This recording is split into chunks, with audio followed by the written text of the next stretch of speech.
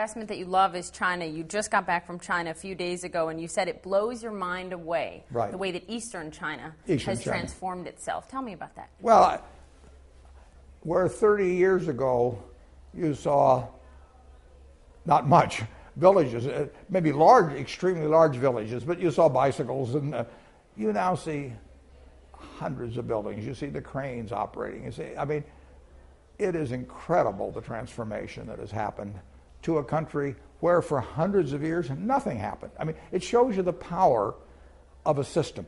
The Chinese people aren't smarter than they were 50 years ago. They're not working harder. They used to, I mean, stoop labor and and paddies and all. The system now is unleashing their potential, and just like our system has unleashed our potential in this country. I mean, for millennia, people went nowhere in the world. I mean, your great-great-great-great-great-grandchild was going to live the same as you did for many, many centuries.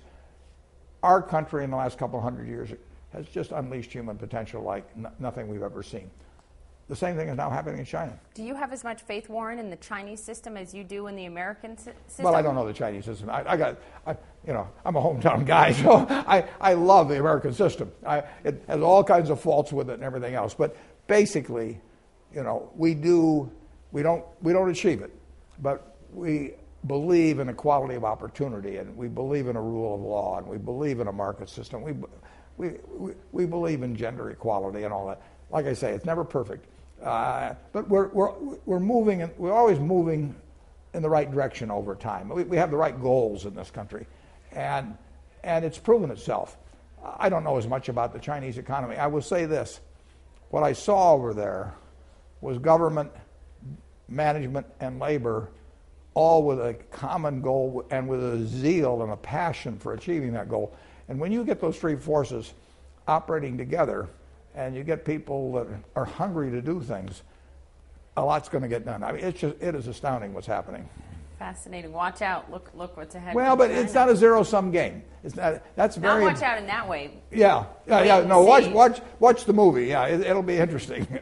Looking at what the administration and Treasury Secretary Geithner have had to say about China's currency policy, it has gotten a lot more aggressive in terms of the language used towards China. What's your take on how China should act? They have said that they will float their currency. There's a difference between words and actions. Yeah. Well, it's very difficult to get into discussions about currency because our currency is fluctuating against 200 currencies around the world, and we're running trade deficits of a significant nature with Canada, whose currency has strengthened, or Mexico or Germany and all that sort of thing. I'll let the two governments sort that out. I will say this though: I think it's a mistake for China to think they can push the United States around, or for the United States to think they can push China around. You have two superpowers developing in every sense, and over time we're going to work. We're going to work out things. I mean, it's the nature. Both sides will realize that, despite tensions, despite disagreements, that we have a common interest in a world that's prosperous for both of us, and a world that's peaceful for both of us. But there'll be lots of tensions with the Chinese over time. The American people, they're unhappy now. They're sour to some degree. I don't blame them. I mean, they either have or know people that have lost their job. They either have or know people that have lost their home. I mean, and it isn't their fault. I mean, it is not that they've done anything terrible. So they're sour, and they got three places to blame: government, Wall Street, and China. and you can sort of take your pick depending on how you feel. But that's going to